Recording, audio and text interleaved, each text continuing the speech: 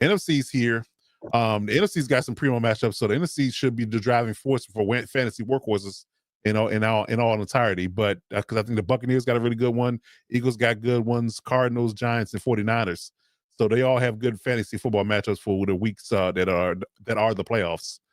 So, but yeah, so keep your mind on that. Screenshot that if you need to keep that in your reference guide so you can know who's your guys on your team are facing throughout the fantasy football playoffs. But getting to the workhorses, we feel is going to be, the guys that you can just, ride the wave, and you can definitely, quote unquote, use them in heavy volume situations and get them to their fantasy football championship. So, for me, we talk about the Texans. I think Woody Marks, from a pass catching and running perspective, I think he's going to be pretty good. Assuming that this defense is going to keep playing lights out and keep giving CJ Stroud and that offense bites at the apple, I think he's going to be a pretty good workhorse for you. It's taking more and more carries away from Nick Chubb. I think Emeka Ibuka from the Tampa Bay Buccaneers is going to be another good one. Of course, Baker Mayfield is going to be back after him probably this week.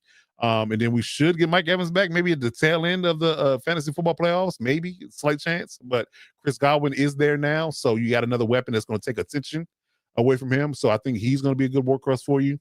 And Devontae Smith, I think that people are underrating the idea that he is going to be, the target for Jalen Hurts. They're going to start really focusing in on, the volume that they want to give AJ Brown, and Devontae Smith is a big play waiting to happen. So I think that with their fantasy matchups and with their abilities to get good volume in PPR leagues, I think those three for me are going to be good workhorse for you going into the fantasy football playoffs.